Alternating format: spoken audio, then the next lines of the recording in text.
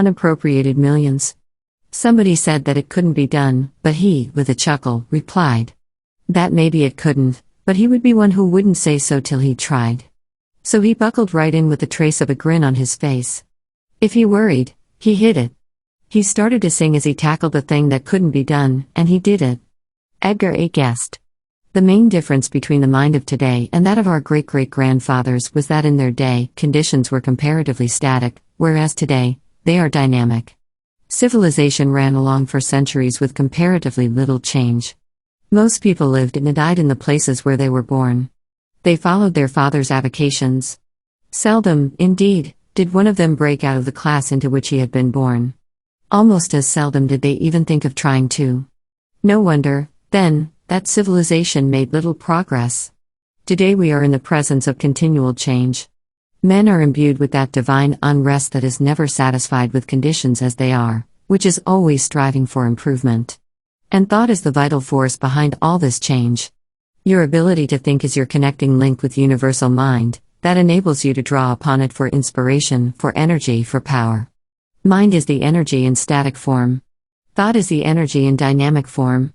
And because life is dynamic, not static, because it is ever moving forward, not standing still, your success or failure depends entirely upon the quality of your thought.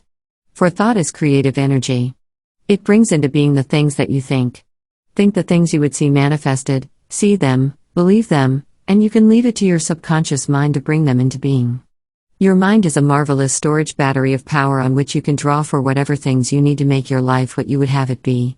It has within it all power, all resource, all energy, but you are the one that must use it. All that power is static unless you make it dynamic. In the moment of creative thinking, your conscious mind becomes a creator, it partakes of the power of the universal mind. And there is nothing static about one who shares that all power.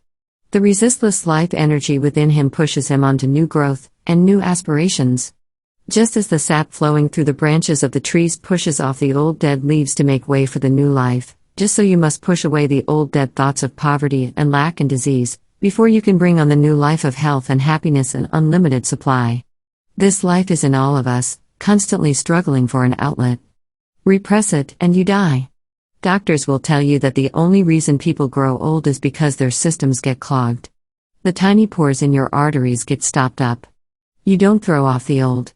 You don't struggle hard enough, and the result is you fall an easy victim to failure and sickness and death.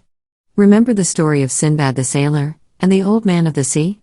The old man's weight was as nothing when Sinbad first took him on his shoulders, but he clung there, slowly but surely sapping Sinbad's strength, and he would finally have killed him as he had killed so many others. Sinbad had not succeeded in shaking him off by calling to his aid all his mental as well as his physical resources. Most of us have some old man of the sea riding us, and because he clings tightly and refuses to be easily shaken off, we let him stay there, sapping our energies, using up our vitality. When to rid us of him, it is only necessary to call to our aid all our resources, mental as well as physical, for one supreme effort.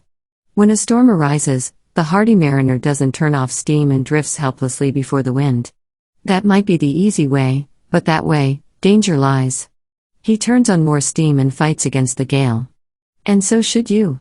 There is something within you that thrives on difficulties. You prize that more which costs an effort to win. You need to blaze new trails, to encounter unusual hardships, in order to reach your hidden mental resources, just as the athlete needs to exert himself to the utmost to reach his second wind.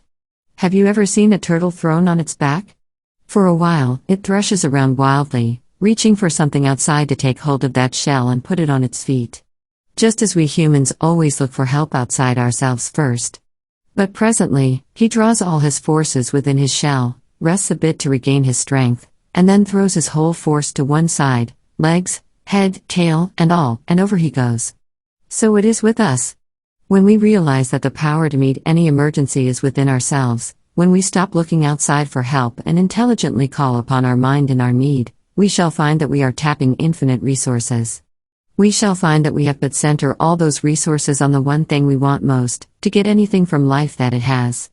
As Emerson put it, when we once find the way to get in touch with universal mind, we are the owner of the sphere, of the 7 stars and the solar year, of Caesar's hand and Plato's brain, of the Lord Christ's heart and Shakespeare's strain.